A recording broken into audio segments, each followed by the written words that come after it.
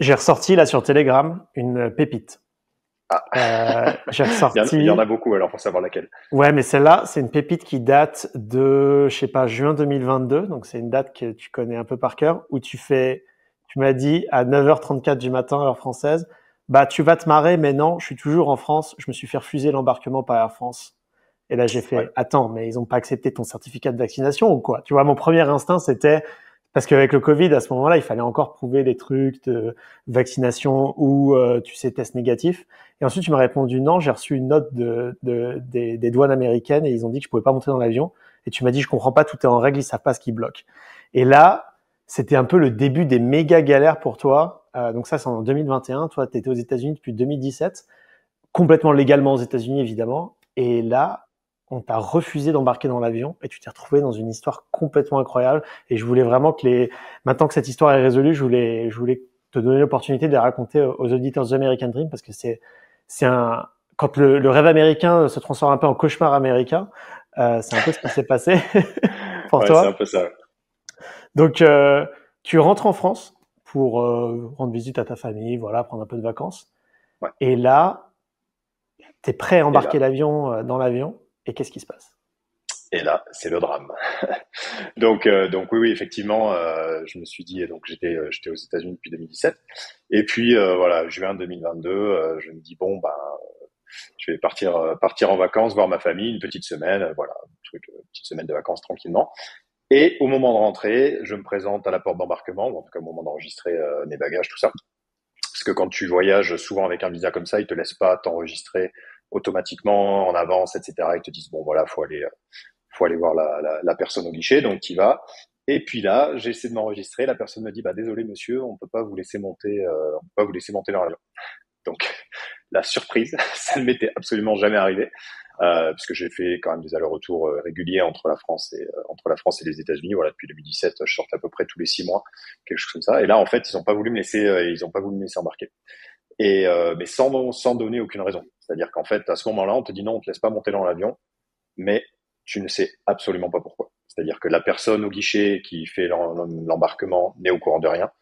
Et toi, bien sûr, tu es au courant de rien. Tu dis bon bah voilà, moi je rentre chez moi, je retrouve voilà tout ce que j'ai aux États-Unis.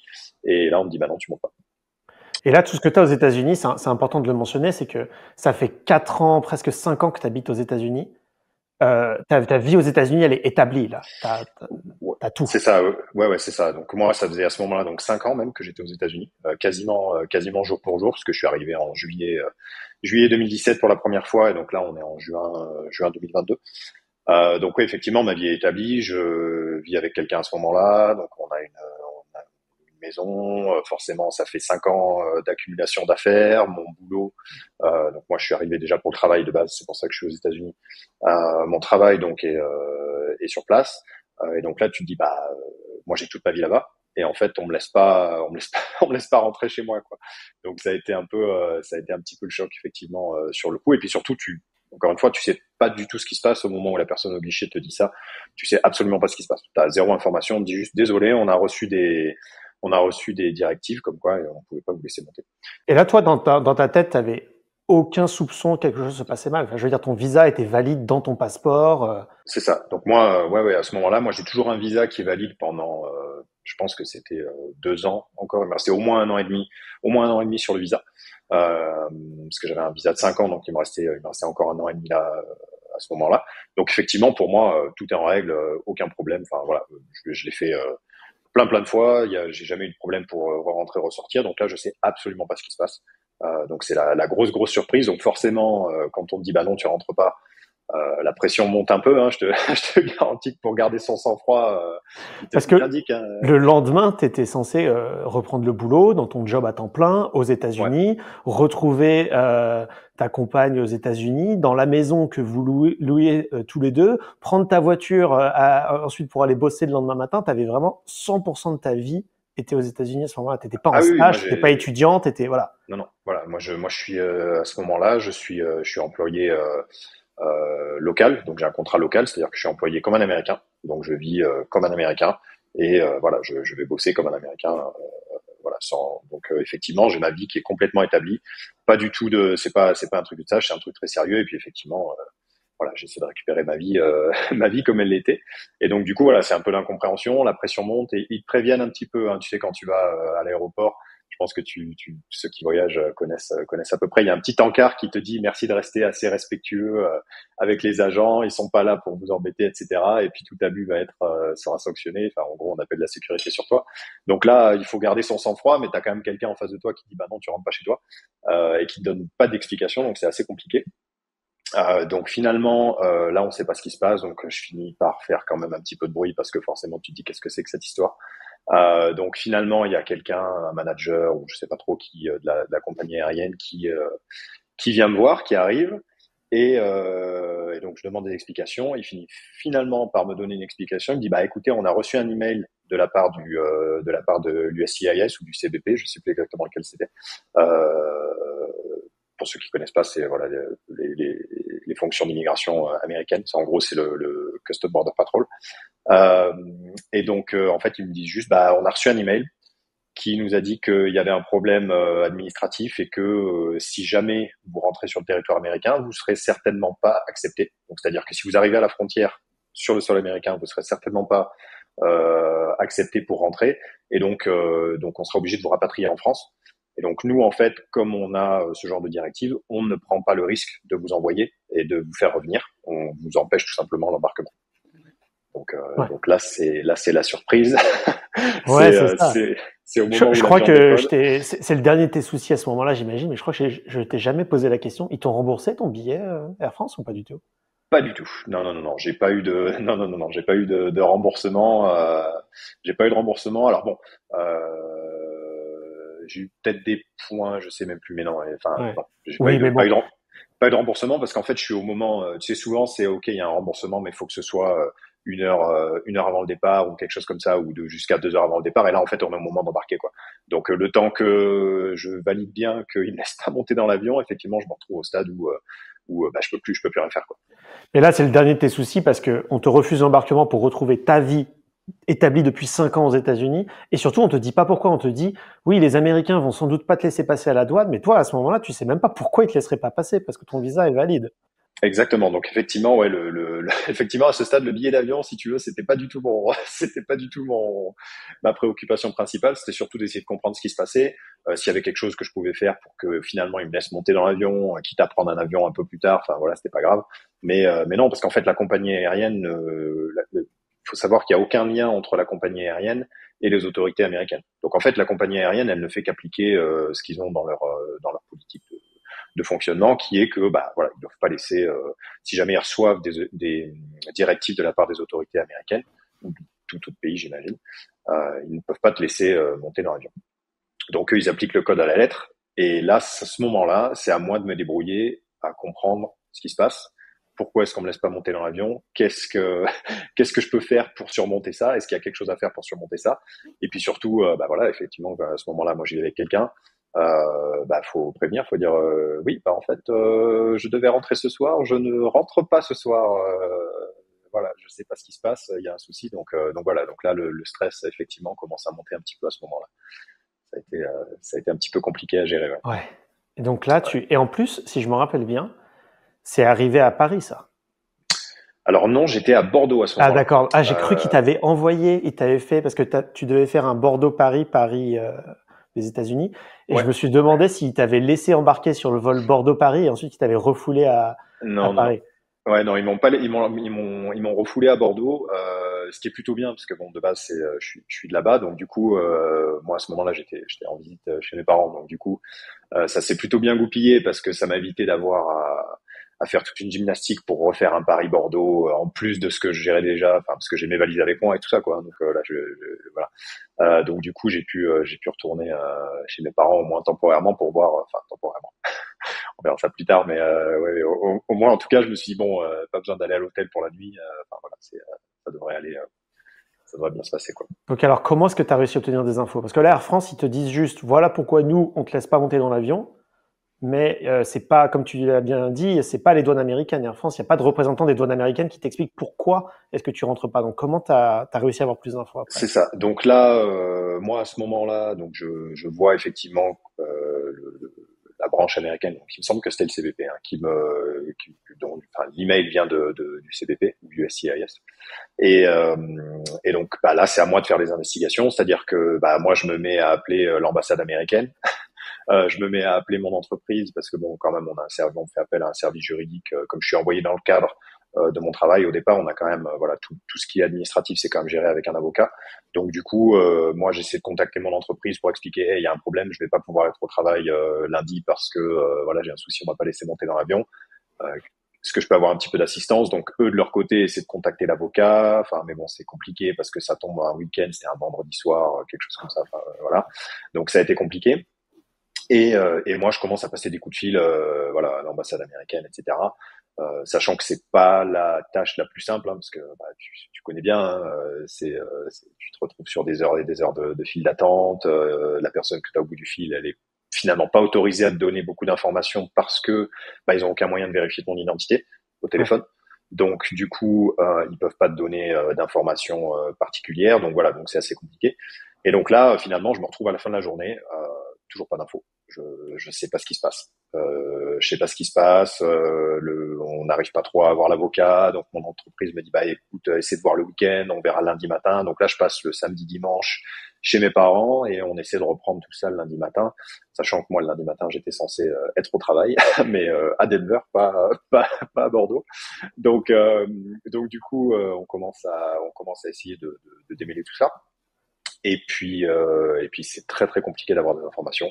Moi, j'arrive à avoir l'USCIS, mais finalement très peu d'informations. Ils m'ont dit bon, la première explication, c'était bah écoutez, l'explication plausible, c'est que quelqu'un a le même nom que vous. Et en fait, ils ont été flagués par le gouvernement comme étant, enfin, ayant des soucis administratifs, etc. Parce que vous, votre visa, c'est bon, donc il n'y a pas de problème. Donc, vous inquiétez pas, ça va se régler. Il y a quelqu'un qui va vous appeler et puis vous allez être en mesure de monter dans l'avion. Donc là, malgré tout, t'es quand même pas trop serein. Tu dis, ouais, quand même, à cause d'une faute d'orthographe, c'est un peu, ou à cause d'un nom qui est un petit peu similaire, tu te retrouves sur une liste un petit peu particulière. Donc tu te dis, bon, ok, qu'est-ce qui se passe? Et finalement, les jours passent, 2, 3 jours passent, il se passe rien, j'ai pas d'informations, etc. Et au bout de 3, 4 jours, je reçois un email de l'USCIS, ou en tout cas de l'ambassade américaine, qui me dit rendez-vous à l'ambassade à Paris dans une semaine. Ouais. Donc là, c'est ça, tu sais pas pourquoi, donc il t'a dit surtout rendez-vous à l'ambassade à 7 heures de route de chez vous, parce que là, toi, t'es à Bordeaux à ce moment-là. Moi, je suis à Bordeaux, l'ambassade est à Paris, effectivement, et donc là, on me dit, bah, vous avez rendez-vous, je sais pas, je dis n'importe quoi, mardi matin prochain, rendez-vous à 8h30, et on va vous recevoir. Et là, tu te dis, on va me recevoir, mais pourquoi? Il n'y a aucune information dans l'email, tu sais pas ce qu'il faut que tu amènes, etc. Donc là, obligé de prendre des billets de train, un peu en dernière minute, obligé de prendre un hôtel parce que forcément, rendez-vous à 8 heures, faut que j'y sois la veille, du coup sur Paris. Donc du coup, c'est un petit peu compliqué, un petit peu rush. Et effectivement, je sais toujours pas pourquoi je suis convoqué. Donc là, avant qu'on dise ce que eux t'ont dit à l'ambassade, à ce moment-là, tu penses qu'il se passe quoi? J'ai aucune idée. Alors, à ce moment-là, j'ai aucune idée, sauf que j'ai une petite idée le lendemain, quelque chose comme ça, parce que finalement, l'avocate me rappelle. L'avocate donc qui passe par mon enfin, par laquelle on passe pour faire les papiers avec mon entreprise. L'avocate me rappelle et elle me dit voilà, j'ai regardé votre dossier, j'ai regardé votre visa, tout ça, et je pense que ils vont vous embêter parce que vous avez dépassé votre autorisation de séjour, qui est différente du visa qui est attribué pour aller travailler. Il faut savoir qu'il y a deux choses quand on part aux États-Unis. Il y a effectivement le visa avec lequel on part. Donc moi, dans mon cas, je suis sous E2. Le visa E2 valide 5 ans à l'époque. Visa E2 valide 5 ans, qui a toujours donc 1 an et demi de validité à ce moment-là. Et donc il y a ce fameux visa qui est obligatoire pour que tu puisses travailler. Sans ça, tu peux pas travailler.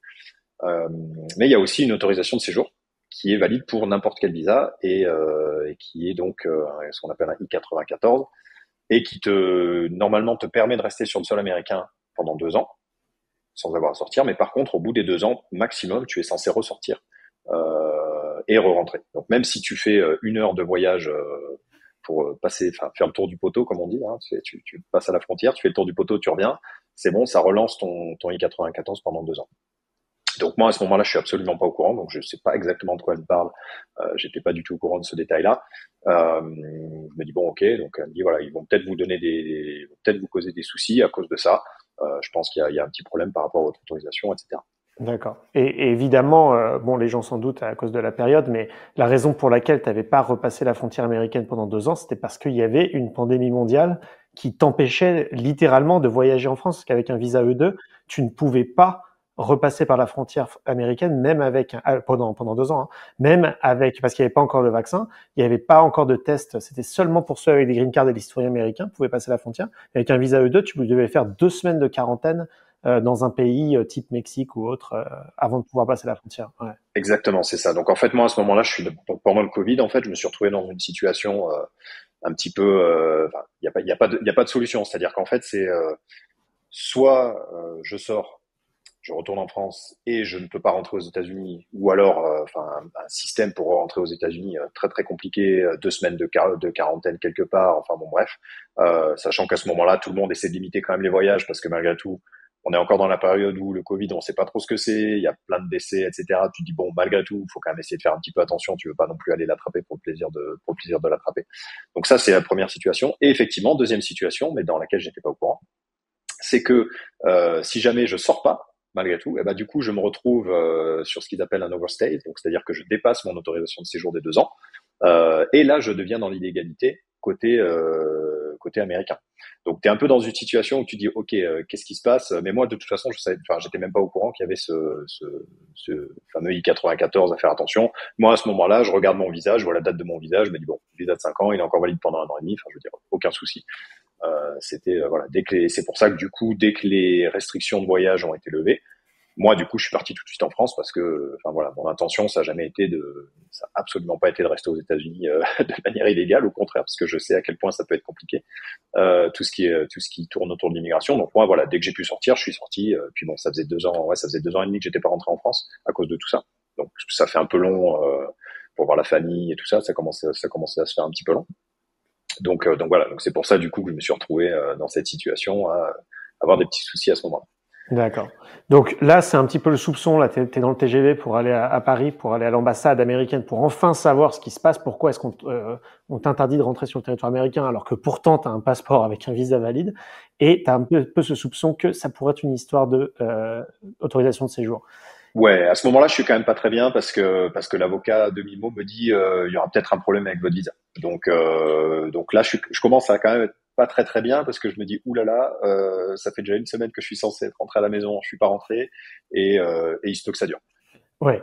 C'est-à-dire que là, la piste d'un autre Julien terroriste sur une liste et tout, elle est moins plausible là maintenant. Ça commence à être moins, oui oui, ça commence à être effectivement moins plausible effectivement. Bon, alors tu arrives à l'ambassade.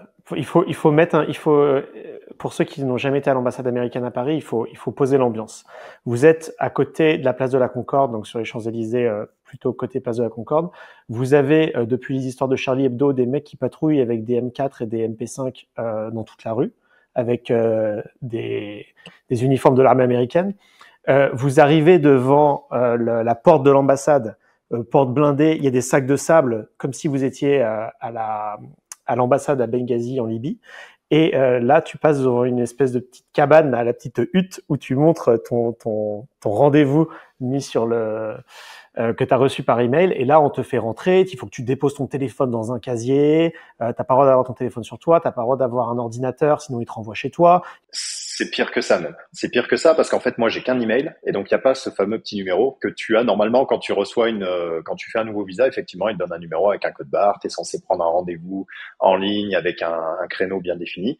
Moi j'ai reçu un email de je ne sais pas qui et je me pointe du coup devant la porte de l'ambassade et je dis bah voilà, on m'a envoyé un email et on m'a dit de venir et donc là les types comprennent pas. Les agents de sécurité ils disent mais attends, qu'est-ce que tu fais là quoi? Qu'est-ce que c'est que ce truc? Donc ils sont obligés d'envoyer quelqu'un, de faire entrer quelqu'un dans l'ambassade pour aller vérifier. Ils prennent mon email, ils vont montrer ça à quelqu'un. Et là seulement à ce moment-là, ils me disent ok c'est bon, on va vous laisser rentrer.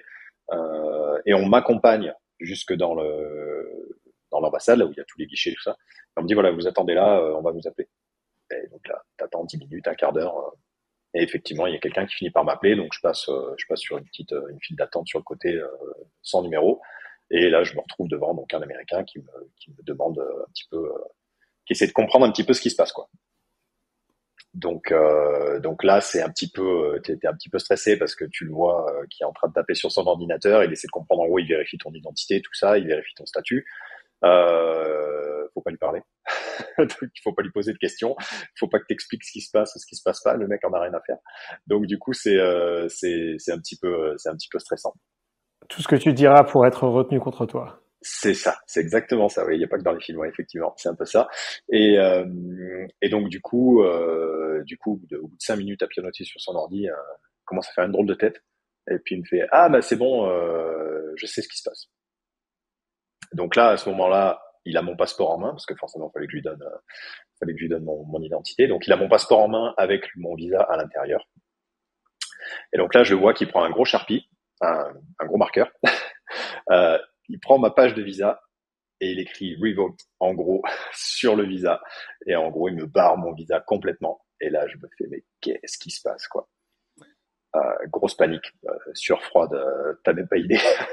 Et puis là le mec m'explique, il me dit bah voilà en fait vous avez dépassé votre autorisation de séjour de 180, je sais plus, je crois que c'était 192 ou un truc comme ça ou 196, je sais plus, 196 jours. Et donc en fait, on n'a pas le droit de vous laisser rentrer et je suis obligé de vous révoquer votre visa. Donc là, à ce moment-là, on me retire complètement mon visa sur le champ. Et donc, j'ai littéralement plus d'autorisation me permettant de repartir aux États-Unis. Mais ça, c'est grave, mais c'est pas aussi grave que ce que tu as appris juste après. C'est parce que non seulement ton visa a été révoqué, mais en plus. Bah alors, ça il y a d'autres rebondissements. C'est-à-dire qu'à ce moment-là, le mec me révoque juste mon visa. Il me révoque le visa, il m'explique voilà, vous avez dépassé votre autorisation de séjour. Euh, et donc on peut pas vous laisser rentrer, donc faut que vous rentrez chez vous et vous refaites une demande de visa. Pas chez vous. Chez vous en France, qui n'est pas chez toi. Parce que chez toi, c'est à Denver, là où tu as toute ta vie, là où tu as ta copine, là où tu as ton appart, là où tu as ton boulot. Donc là, c'est effectivement retour à Bordeaux. Alors, j'ai de la chance, j'ai des parents qui sont adorables et bien évidemment ils m'ont accueilli à bras ouverts. Il n'y avait pas de souci. Donc je me suis jamais posé la question de savoir si j'allais avoir un toit ou quoi que ce soit. Je suis retourné chez mes parents directement à ce moment-là. Et nous revoilà en train de refaire un processus de visa, le même E2. Donc ça prend 3 mois, etc. Donc à ce moment-là, au mois de juin, je fais tous les papiers qu'il faut. Avec les avocats, tout ça pour refaire l'application du visa. Et donc rendez-vous à l'ambassade, je crois le 8 septembre, quelque chose comme ça. Donc entre mi-juin, enfin ou fin juin et début septembre, en gros, je suis dans l'attente, je suis obligé de rester chez mes parents. Donc voilà, donc à ce moment-là, moi je continue à travailler à distance, enfin voilà, avec le décalage horaire américain, tout ça, je travaille sur les horaires américaines. Ouais. Euh, 8 heures de différence quand même. 8 heures de décalage, ouais, avec Denver, effectivement. Donc bon, pas évident, mais voilà, ça se fait. Puis là, tu vois début septembre qui arrive, tu te dis bon, bah ça va, c'est cool. Donc le jour du rendez-vous arrive pour refaire mon nouveau visa. Et je me présente donc devant le guichet. Donc déjà, j'arrive, je suis passé le dernier. J'ai dû attendre, je pense, 3 heures assis dans cette petite salle d'attente enfin, là où tu es dans l'ambassade. Et je suis le dernier à passer. On m'appelle finalement. La personne regarde mon dossier, elle prend mon dossier, elle regarde mon application. Et là, en fait, elle me fait bougez pas, je reviens. Très bien. Donc à ce moment-là, elle te parle pas, hein, elle te pose pas de questions, rien du tout. Elle va derrière, elle récupère, elle revient avec une petite feuille. Et donc là, elle remplit la feuille. En fait, sur cette feuille, il y a marqué visa refusé. Mais en plus du visa refusé, c'est que comme j'ai dépassé de plus de 180 jours l'autorisation de séjour, donc ce fameux I-94. Je rappelle que j'ai dépassé de 192, hein, donc j'étais à 15 jours, voilà, 2 semaines de la date fatidique. Comme j'ai dépassé de plus de 180 jours, je me retrouve à prendre un ban de 3 ans, donc c'est-à-dire une interdiction de territoire du sol américain pendant 3 ans. Là, c'est interdiction de sol américain, c'est même pas interdiction d'avoir un visa de travail, interdiction d'avoir un emploi, c'est-à-dire que tu ne peux même pas prendre un avion pour y aller 2 semaines pour finir tes affaires, vendre ta voiture, liquider ta maison, dire au revoir à ta copine. Enfin, c'est-à-dire que là, t'es bloqué en France et tu n'as même pas la possibilité d'aller finir tes affaires aux États-Unis juste pour boucler ce qui se passe là-bas, quoi. Ouais, c'est ça. Donc j'ai absolument pas la possibilité de rentrer. Je me retrouve interdit d'y aller en tant que touriste, hein, donc tu peux pas y aller en vacances, rien du tout. Donc effectivement, là j'ai toutes mes affaires à la maison, ma copine à la maison et le travail où je suis censé être employé, voilà. Et donc là tu te dis bah comment je fais quoi. Et puis tu demandes à l'agent de l'immigration, ok, mais moi j'ai toute ma vie là-bas, j'ai encore des comptes en banque, etc. Bah c'est pas le problème. En fait, on me dit bah non, c'est pas mon problème, désolé. Il y a voilà, c'est pas donc ouais, effectivement, c'est assez compliqué à ce moment-là. Alors, à ce moment-là, il faut noter quand même quelque chose, c'est que ton entreprise à Denver, t'as gardé, ce qui est une chance Ouais, incroyable quand même quand on y pense, parce que ouais, déjà, complètement. ils t'ont permis de rester travailler pendant que tu étais un peu dans cette période de 3 mois, redemande. Déjà, en plus, c'est eux qui ont fait la procédure de sponsoring pour un visa, donc ils t'ont soutenu sur tout le long. Et en plus, bon, je spoil un peu dans l'histoire, mais tu es resté à travailler avec eux pendant toute la durée du ban. Ils t'ont fait un contrat en France. C'est ça, Ça, c'est une chance quand même assez dingue d'avoir pu garder au moins un petit degré de stabilité dans toutes les galères qui arrivent et qui ne font que c'est ça. commencer à ce moment-là, parce que tu as toutes tes affaires là-bas. T'as pas d'appart en France, t'as pas de voiture en France, et tu as surtout une voiture aux États-Unis qu'il faut vendre avec une copine qui n'est pas ta femme, donc elle peut pas vendre ta voiture en ton nom. Il faut faire comment on appelle ça en français, Des des procurations, ouais. procurations.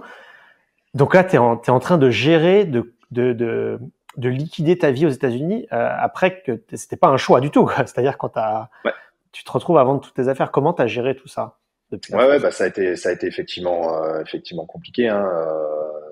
C'est vrai qu'il a fallu gérer, bah, soit au téléphone, email, voilà, c'est des rendez-vous à 3 4 heures du matin parce que forcément, bah, les horaires américaines, c'est pas les horaires françaises, t'as le décalage horaire, etc. Donc du coup, ça a été tout ça à gérer.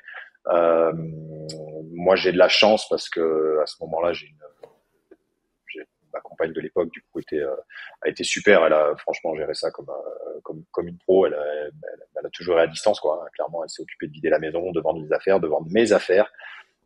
Mais à ce moment-là, effectivement, il faut faire des procurations pour qu'elle ait le droit de vendre mes affaires, notamment la voiture, parce que la voiture, c'est un petit peu compliqué, hein. Il suffit pas d'aller sur Craigslist et puis de dire, tiens, voilà une voiture. Il y a quand même une petite procédure légale à respecter Ouais, pour au la niveau carte des grise, le titles. transfert, ouais. Voilà, c'est ça, voilà, exactement, carte grise, tout ça. Donc, il y a quand même tout ça à faire. Moi, j'arrive à clôturer l'ensemble de mes comptes type assurance, ce genre de choses, à distance. Ça, c'est assez simple au final, parce que du coup, tu te connectes en ligne. Enfin, tu te connectes en ligne. Il y a certains services auxquels tu peux pas accéder depuis la France parce qu'il y a de la géolocalisation ou du géoblocage en tout cas. Et donc, du coup, tu es obligé de passer sur un VPN pour pouvoir te connecter au site, etc. Sinon, tu peux C'est surtout, on en parlait la semaine dernière, mais c'est que tu as un numéro américain, vous savez, sur ce genre de service où ils vous envoient un code par SMS. Mais là, le SMS, tu le reçois pas sur ton numéro américain quand tu es en France. Enfin, c'est compliqué. Il faut garder ton numéro actif. c'est Il y ça. a plein de micro-galères comme ça Ouais, ouais, qui ouais. tombent dessus que tu soupçonnes pas, quoi. Ouais, c'est ça, le numéro de téléphone, il faut impérativement le garder. Il faut garder la carte SIM active, etc. Parce qu'effectivement, bah, dès que tu reçois un code de validation, il arrive sur ton numéro. Le numéro français, beaucoup de services américains veulent pas en entendre parler. C'est-à-dire qu'il y a pas mal de trucs, il y a pas mal de démarches administratives aux États-Unis que tu ne peux pas faire si tu n'as pas de numéro de téléphone américain. C'est un peu la base, c'est un peu la base de leur fonctionnement. Ouais, c'est pareil dans l'autre sens. Tu sais, moi, j'ai un compte en France. J'ai fini par mettre le numéro de mon père dessus parce que du coup, c'est lui qui reçoit les codes de SMS et des trucs comme ça parce que sinon, c'était beaucoup trop galère il m'envoyait même pas les codes, même si j'avais ma carte SIM en France, pardon, ma carte SIM française aux États-Unis. Je recevais pas les codes. C'est des galères qu'on soupçonne pas quand on n'imagine pas tout ce qu'il faut faire derrière pour liquider des choses à l'étranger. Ouais. Ouais, ouais, ouais, c'est ça. Et puis bon, c'est une chose de se construire sur quelques années. C'en est une autre de devoir gérer tout l'inverse, mais en quelques jours, quoi, ou quelques semaines en tout cas. Donc Oui, il y effectivement, a ça aussi, ouais. ouais, Et donc là, à ce moment-là, toi, personnellement, donc t'as vécu 5 ans aux États-Unis, t'étais bien établi là-bas. Là, tu sais que tu vas être banni des États-Unis pendant 3 ans. Est-ce que à ce moment-là, tu t'étais dit, bon, dans 3 ans, j'y retourne? Ou est-ce que tu t'es dit, bon, c'est game over, je reste en France? C'était quoi un peu ton process? non, non, moi, ça a été à ce moment-là dans ma tête le seul truc qui compte, c'est de repartir. Ça a été d'ailleurs, j'ai un peu sur ces 3 ans, j'ai pas très bien appréhendé du coup les 3 ans parce que justement, j'étais tellement focalisé sur le fait de vouloir repartir à tout prix et de récupérer la vie que j'avais là-bas que finalement ça m'a un petit peu gâché mon retour en France, notamment au départ. La première année, ça a été assez difficile parce que bah forcément, moi j'ai qu'une envie, c'est de repartir. Parce que je suis allé là-bas parce que je suis parti aux États-Unis initialement parce que j'avais très envie de partir aux États-Unis. J'ai fait la vie que j'avais envie de me faire, ou en tout cas j'étais en train de me construire la vie que j'avais envie de me construire. Donc du coup pour moi c'est pas pensable de rester en France à ce moment-là. Et le problème c'est qu'avec en ayant cette mentalité, je me suis un petit peu gâché, au moins les premiers temps, la vie que j'avais en France, parce que j'aurais pu profiter un peu plus de la famille, les amis, etc. Voilà. T'étais vraiment en mode, chaque jour, tu mettais une nouvelle barre sur le mur avec un trait à la fin de la semaine et tu comptais les jours, quoi. Ouais, c'est ça. Et puis surtout, j'essaie de me renseigner à fond si jamais il n'y a pas un loophole pour que je puisse repartir plus tôt. Alors d'ailleurs, en parlant de recours là, parce que toi, tu étais en contact avec l'avocate de l'entreprise, est-ce que il y a quelque chose à faire? Il y a une procédure d'appel? Vous avez mis des choses en place? Non, non, très très compliqué de faire une procédure d'appel. Clairement, alors il y a des procédures qui existent, mais pas pour Monsieur, Madame, tout le monde, quoi. C'est-à-dire que c'est des situations bien particulières. Si tu as de la famille aux États-Unis, tu peux réussir à appuyer là-dessus. Moi, effectivement, je suis pas marié, même si ma copine est américaine, on n'est pas mariés, donc en fait, j'ai administrativement zéro attache. En fait, j'ai pas d'attache avec les États-Unis, donc en gros, c'est impossible pour moi d'appuyer sur un quelconque dossier pour repartir. Donc ouais, donc effectivement, il y a pas de recours possible. Et donc là, tu es obligé de te dire, bah non, finalement, va falloir attendre les 3 ans, et puis voilà, quoi. D'accord. Tu sais que tu es peut-être la seule personne à s'être fait interdire de séjour sous l'administration Biden. C'est vrai, c'est vrai, c'est vrai. Pendant ce Ouais, temps-là, il y a 10 millions d'émigrés qui passaient sans problème la frontière. ouais, ouais, trop honnête. Ça t'est passé par l'esprit de venir illégalement, juste même même pas pour rester bosser parce que t'aurais pas pu, l'entreprise aurait pas cautionné ça, mais juste pour liquider tes affaires, de passer par le Canada ou un truc comme ça. Alors forcément, enfin, tu sais, tu t'y réfléchis parce qu'effectivement, en fait, ils sont beaucoup moins regardants au niveau enfin, sur la frontière, notamment entre le Canada et les États-Unis. Donc tu te dis bon, est-ce que, mais en fait, quand tu réfléchis 2 minutes, tu te dis non, je suis déjà un petit peu blacklisté. On va quand même éviter de faire l'idiot et puis d'empirer la situation parce que c'est pas, enfin, ça vaut pas le coup. En fait, faut savoir que moi, j'ai pris 3 ans d'interdiction de territoire parce que j'ai dépassé de 6 mois mon autorisation de séjour. Faut savoir que si tu dépasses de 1 an, tu es banni pendant 10 ans. Donc j'ose même pas imaginer s'ils t'attrapent à faire des trucs illégaux, une entrée illégale sur le territoire. À mon avis, Ouais, c'est Guantanamo, c'est là. cuit, c'est cuit. Voilà, Ouais. il te renvoie dans tes lignes, quoi. J'en profite pour ajouter un détail, j'anticipe un petit peu les commentaires qui vont arriver. L'immigration américaine est gérée au niveau fédéral, donc il n'y a même pas possibilité de peut-être arriver dans un autre État américain qui aurait été moins regardant sur les papiers, parce que tout ce qui est douane, immigration, c'est géré au niveau fédéral. Donc même si tu avais pris un vol pour, je sais pas, mettons San Francisco, Los Angeles, où les gens sont plus, on va dire, moins regardants sur l'immigration, non, non, non, à l'aéroport, c'est les mêmes systèmes, les mêmes procédures. De toute façon, Air France t'aurait refusé l'accès de n'importe quel avion que tu aurais pris pour n'importe quelle destination américaine, donc c'était pas une option. Ouais. Oui, oui, sachant qu'en plus, en plus, j'allais dire, c'est le premier port d'entrée. Finalement, moi, c'était Minneapolis, donc c'est pas du tout Denver. Donc en fait, c'est vraiment le port d'entrée. Donc n'importe quel port d'entrée que tu utilises, finalement, c'est là qui te bloque, quoi. Donc en fait, tu t'es fait interdire de séjour par Biden et tu t'es fait interdire d'atterrissage par Tim Walz. Donc c'est vraiment. Ça commence à s'enchaîner là. Ouais. Mais ouais, donc non, non, non, j'ai pas. Je me suis dit. Alors sachant qu'en plus, euh, du coup, moi, à ce moment-là, mon ESTA, enfin, pardon, pas mon ESTA, mais c'est l'ETA pour aller au Canada. Il me semble, c'est le même type que l'ESTA, mais pour les Canadiens. Moi, à ce moment-là, mon autorisation est sur le point de périmer. Et c'est pour te dire les galères à partir du moment où tu es flagué comme ça sur un pays où tu es interdit de séjour sur un des pays. C'est que la première fois que j'ai refait mon ESTA, je devais partir voir un client au Canada et donc j'ai voulu refaire mon autorisation de voyage au Canada. Et dans le questionnaire, on te demande avez-vous déjà été interdit de séjour ou interdit de territoire, ou vous a-t-on déjà refusé l'entrée sur un territoire dans n'importe quel pays. Et donc forcément, tu es obligé de cocher la case, hein, tu peux pas dire non. Moi, dans mon cas, j'ai pas pu dire non. Et là, en fait, même le gouvernement canadien, en fait, ça m'a posé des soucis. J'ai mis 1 an à avoir mon autorisation de voyage au Canada. Donc, c'est-à-dire que techniquement, pendant 1 an, je pouvais pas non plus aller au Canada, quoi. Et ça, supposément, ça va te suivre à vie, parce que la question, c'est pas est-ce qu'on vous a refusé un visa dans les 3 dernières années, c'est est-ce qu'on vous a déjà refusé un visa. Donc en fait, pour le reste de ta vie, à chaque fois que tu vas demander des papiers et qu'on va te poser ces questions-là, tu vas devoir dire oui et potentiellement te justifier, rentrer dans des procédures incroyables. C'est ça, exactement. Oui, oui, ça c'est un truc, ça s'efface pas. Hein. C'est pas une ardoise qui s'efface. Hein. C'est assez compliqué. Enfin voilà, ça me suivra toujours malheureusement. Donc tu as fait 3 ans en France en attendant la fin, enfin en servant ta peine en quelque sorte. Je remarque derrière toi une bouche d'aération de climatisation, ce qui me fait dire que tu n'es plus dans l'Hexagone. C'est ça, oui, oui, effectivement. Ouais, non, non, effectivement, j'ai eu la chance de pouvoir revenir aux États-Unis du coup, il y a 15 jours maintenant. Voilà, donc 3 ans après, tu as refait ton visa et cette fois-ci, il a été approuvé, puisqu'il n'y avait plus l'histoire de ban. Ouais, exactement. Donc je suis reparti sur un même visa, donc je suis toujours avec la même entreprise.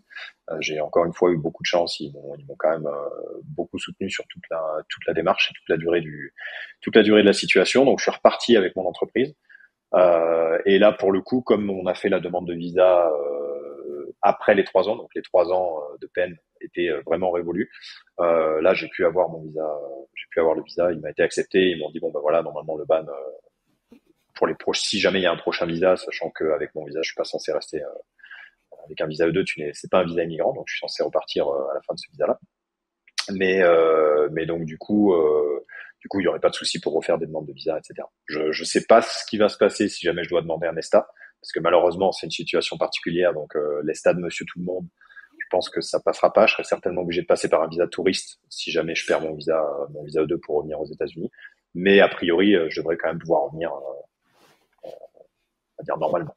Et ta demande de visa, là, ça s'est passé convenablement ou il y a eu des étapes supplémentaires du fait que tu as été banni pendant 3 ans? Non, non, non. Alors au niveau de la procédure, tout a été super smooth, enfin super facile quoi. Du coup, ça s'est fait sans encombre. Par contre, il a quand même fallu que je me batte un petit peu à l'ambassade. C'est-à-dire que malgré tout, ils sont pas tous super au courant de ces histoires de ban, etc. Et il a fallu vraiment que je défende mon cas pour dire non, non, j'ai bien le droit de rentrer parce qu'en fait, l'agent d'immigration voulait commencer à me dire ah non, mais en fait, vous êtes banni pendant 5 ans et tout ça. Et là, moi, je fais comment ça? Attends, oui, ça c'est important parce qu'elle t'a fait flipper là pendant 10 secondes. T'as vraiment cru que t'allais être banni pendant encore 2 ans supplémentaires là. Parce qu'elle était partie aller chercher le stylo rouge derrière, quoi. Le même papier, je la vois revenir avec le même papier que le papier qu'on m'avait donné il y a 3 ans. Donc ouais, ouais, non, non, il a fallu que je bataille et en plus c'est très difficile de se défendre parce que encore une fois ils te laissent pas parler, ils font exprès en fait, ils veulent éviter les débordements. Donc ils ne te laissent pas parler, ils ne te laissent pas t'expliquer. Donc c'est très très difficile d'en placer une pour dire non, non, mais attends, il y a un problème là. Ouais. Et en plus, c'est en anglais. Toute l'interaction que t'as à l'ambassade américaine est en anglais. Tout est, oui, oui, bien sûr, tout est en anglais. Ah oui, alors ouais, alors point important, c'est que oui, à chaque fois qu'on va à l'ambassade pour faire une demande de visa, c'est déjà en anglais. Donc faut arriver à se débrouiller au moins un minimum avec la langue américaine, ouais, effectivement. Donc elle a cru que t'allais être banni, que t'étais banni pendant 5 ans, donc elle était prête à te refouler ta demande de visa. T'arrives à expliquer non, non, non, c'est 3 ans, et vérifie sur l'ordinateur, et en fait, finalement, c'est bon. Elle me dit ah oui oui c'est vrai. Ah non pardon vous avez raison. Ah bah c'est bon. Ah bon bah c'est bon. Bon bah en fait voilà votre visa. Ouais. C'est-à-dire que là, si t'avais pas défendu ton petit bout de gras, bah, t'aurais refusé, et voilà, quoi. Et voilà je serai encore en France. Ouais. Je serai encore en France ouais clairement. Ouais. Et elle t'a dit à ce moment-là, je crois que tu m'avais dit que, bon, elle avait mis un petit mot dans ton dossier parce que tu risquais d'avoir des petits soucis à l'atterrissage quand même, parce que du fait d'être quelqu'un qui passe la frontière en ayant été banni dans le passé, qu'est-ce qui s'est passé au moment où... Donc déjà, on te laisse embarquer. Là, Air France, il n'y a pas de souci. Ouais ouais donc là mais je suis quand même pas serein hein, parce que je peux te garantir que ce genre d'événement ça te marque à vie quand même. Donc là j'arrive au moment d'enregistrer mes valises. Je dépose mes valises sur le tapis. Elle me fait bon c'est bon monsieur bon voyage et là déjà je me dis ok je peux au moins aller jusqu'à Paris. C'est déjà ça. Il y a déjà du mieux. Donc on me laisse monter dans l'avion. Je vais jusqu'à Paris et puis non, après, il y a pas eu de souci, il y a pas eu de souci particulier. Effectivement, elle avait mis des notes dans mon dossier, donc ça m'a quand même pas mal aidé quand je suis arrivé sur le sol américain. Il s'est passé quoi quand t'es arrivé Alors du coup, t'arrives, pour ceux qui sont jamais allés aux États-Unis, on arrive forcément devant un guichet et c'est un par un et puis c'est pas, il y a pas de système automatique, hein. Quand on a un visa ni quoi que ce soit, c'est vraiment personne physique qui est en face de nous. Donc là, la personne prend mon dossier, elle regarde mon passeport et là direct, elle me dit bon bah venez avec moi et en fait elle m'emmène dans une petite salle d'interrogatoire entre guillemets où ils te font patienter le temps qu'ils épluchent ton dossier quoi. Euh, et donc là, à ce moment-là, effectivement, moi, j'attends pendant 15-20 minutes le temps qu'ils regardent ce qui se passe dans mon dossier. Et j'ai entendu qu'effectivement, il y avait eu des notes dans mon dossier. Donc, du coup, j'étais pas du tout inquiété. Et là, ils me redonnent mon passeport, ils me laissent rentrer, pas de souci, quoi. Tu penses que ça va être le même sketch à chaque fois maintenant? J'espère pas, parce que j'espère qu'ils ont mis les notes comme quoi ils avaient bien validé que j'étais rentré. Et surtout, là, c'était la première fois que je revenais depuis ce ban-là. Donc là, en fait, j'ai un nouveau tampon, un nouveau I-94 qui atteste que je suis bien rentré, à la date à laquelle je suis rentré. Donc j'espère que ça devrait bien se passer. Bon, ça m'étonnerait pas qu'il y ait des petits soucis, honnêtement. Mais si ça se passe aussi bien que ça s'est passé la première fois, ça va. C'est pas non plus, voilà, tant pis, je perds un quart d'heure à la douane. Bon, bah, je perds un quart d'heure à la douane. Ouais. C'est mieux que de se faire bannir pendant 3 ans, ouais, c'est sûr. Ouais, ouais, clairement. Non, Ouais. c'est sûr. C'est Donc sûr, là, c'est sûr. tu as mentionné que tu étais de retour à Denver, donc bah, Ouais, c'est super cool, l'histoire c'est résolu. Donc ouais, heureusement, tu as récupéré ta vie, enfin en tout cas, tu es en train de reconstruire, parce qu'on s'est vu la semaine dernière, c'est une vidéo qui va arriver sur le Patreon pour ceux qui sont abonnés, le lien est en description. Mais on s'est vu il y a 2 semaines, là, tu es en train de reconquérir ta vie à Denver, tu as d'ailleurs repris un appartement dans le même complexe d'appartements où tu étais avant, donc tu es vraiment en train ouais, c'est ça. de raccrocher les wagons là de 3 ans de hiatus comme Ouais, ça, de retour en France. Ouais. c'est ça. Bah, pas évident parce que malgré tout, je repars. Faut quand même garder en tête que je repars de zéro. Hein, c'est-à-dire que je suis arrivé avec 2 valises. Hein. Donc j'ai quand même vendu tout ce que j'avais en France, toutes mes affaires, les meubles, etc. Et là, je repars de zéro. C'est-à-dire que j'ai pas de voiture, j'ai un appartement qui est complètement vide, j'ai 2 valises. Voilà, faut quand même que je me reconstruise. Voilà, ça prend un certain temps. Là, l'appartement, je fais pas un tour de caméra parce que c'est un petit peu spartiate. Hein, on va pas se mentir. Mais ouais, ouais, faut repartir de zéro. Ouais, faut repartir de zéro. Et ça, c'est quand même assez dingue parce que je pense qu'il y a beaucoup de gens, si c'est pas la majorité, qui auraient vu ce ban de 3 ans, qui seraient dit bon, très bien, ok, je me suis fait avoir pour cette histoire d'autorisation de séjour. Écoute, les États-Unis, tant pis. Voilà, j'y suis resté 5 ans, c'est très bien, mais maintenant je reste en France, c'est trop d'attendre 3 ans pour pouvoir repartir. Est-ce que toi, c'est quelque chose qui, tu t'es dit bon, est-ce qu'à un moment tu t'es dit bah en fait je vais rester en France, c'est bon, trop compliqué. Alors, bon, non, j'avais quand même envie de repartir. Ça aurait été difficile quand même pour moi de pas revenir. Mais je me suis quand même posé la question parce qu'effectivement, en 3 ans, effectivement, les 2 premières années, on va dire, j'ai eu un peu de mal. C'était pas évident, tu vois, de se dire bon bah voilà, peut-être que les États-Unis c'est terminé. Mais la troisième année, j'ai commencé à me faire un petit peu l'idée parce que c'est-à-dire qu'au moment où je refais la demande de visa, fait, j'ai aucune garantie que le visa va être accepté. C'est-à-dire que je ne sais pas si oui ou non ils vont m'accepter le visa ou si on va me dire bah non finalement on n'aime pas ta tête, tu restes en France. Donc en fait moi je commence quand même à me préparer mentalement à rester en France. Donc je commence à me reconstruire, je reprends un nouvel appart sur Bordeaux, je revois mes amis, j'ai la famille à côté et malgré tout j'ai traversé toutes les galères qu'il a fallu traverser quand on s'installe dans un nouveau pays. Hein. Faut pas croire que c'est génial. Moi, c'est la meilleure chose que j'ai jamais fait toute ma vie. Et si c'était à refaire, je l'ai refait. Donc forcément, voilà. Si c'était à refaire, je le ferais quand même. Mais faut pas croire que c'est tout rose. Hein. Il y a quand même des aspects qui sont qui peuvent être assez compliqués, en tout cas, qui sont assez difficiles. Et je pense qu'il y a certaines personnes qui s'en rendent pas forcément compte. Donc il faut être prêt à faire faut être prêt à faire de gros sacrifices. Et je connais les sacrifices. Et donc là, en fait, je suis en train de vendre toutes mes affaires avec l'incertitude que le visa soit accepté ou pas. Et en plus, tu ajoutes tous les sacrifices par lesquels j'étais déjà passé, qu'il va falloir refaire encore une fois. Tu te poses quand même la question. Tu te dis bon, est-ce que ça vaut vraiment le coup? Est-ce que j'ai vraiment envie d'y aller tant que ça? Mais bon, moi après, il s'avère que c'est une bonne opportunité professionnelle pour moi aussi. Du coup, j'ai changé de poste là en arrivant aux États-Unis, donc du coup, c'est une bonne opportunité pour ma carrière. Donc j'en profite. Mais effectivement, si j'avais pas eu ça, j'aurais peut-être réfléchi à 2 fois quand même. Ouais. D'ailleurs, Qu'est-ce qui te plaît aux États-Unis? Qu'est-ce qui te plaît au point de repartir encore une fois, tout lâcher, repartir avec 2 valises en soute parce que tu trouves que c'est mieux? Qu'est-ce qui te fait dire que c'est mieux aux États-Unis alors? C'est pas une question facile parce que j'ai pas un seul truc, j'ai pas un seul élément en tête. C'est-à-dire que plein de choses. Alors il y a des avantages, il y a aussi des inconvénients, mais les avantages sont incroyables.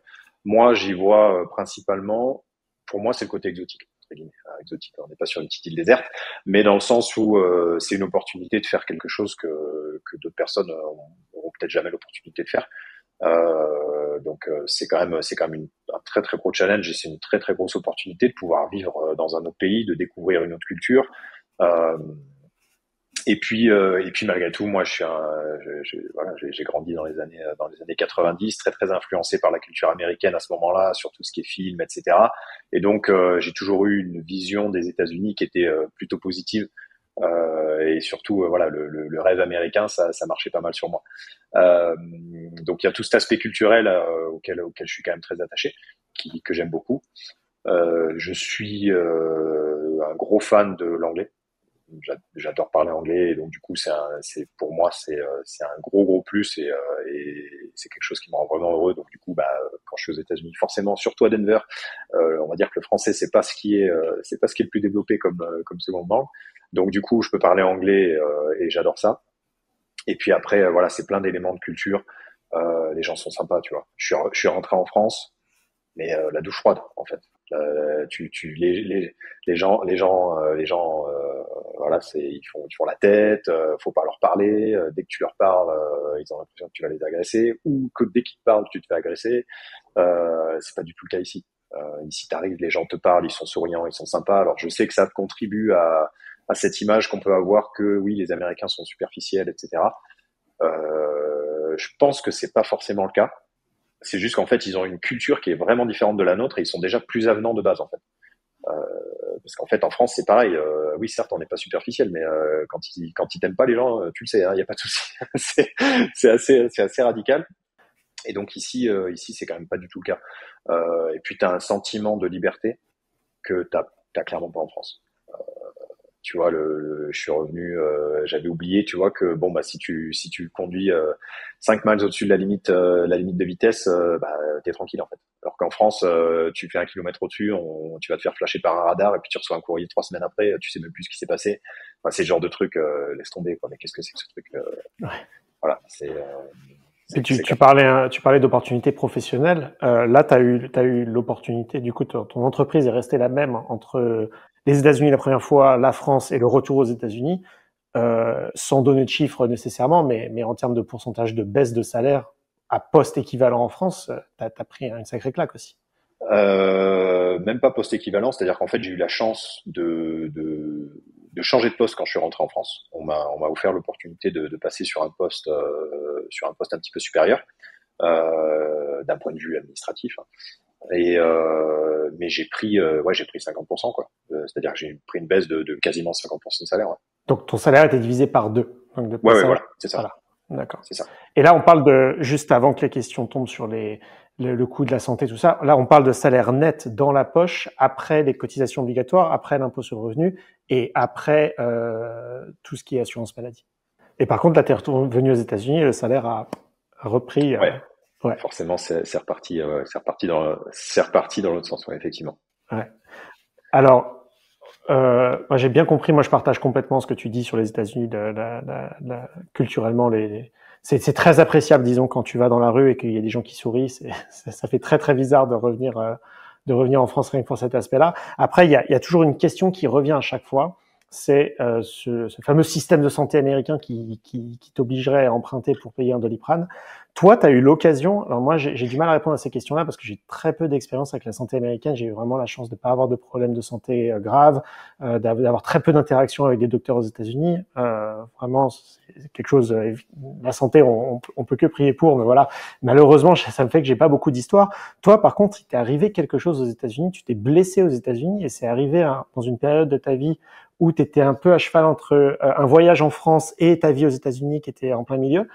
C'est une question que je voudrais que tu nous racontes cette histoire-là, mais cette histoire, je voudrais la réserver aux abonnés Patreon et aux souscripteurs YouTube. Retrouvez les liens en description si vous voulez entendre l'histoire de Julien, donc qui s'est blessé au genou et qui a eu affaire pour la même blessure à la fois au système de santé américain et à la fois au système de santé français. Il va nous raconter cette histoire maintenant, mais retrouvez les liens en description pour avoir la suite de la vidéo. Mais alors Julien, moi je me rappelle qu'un jour on était parti faire de l'escalade et j'ai entendu un petit ah et t'es tombé du mur et je t'ai fait mal au genou.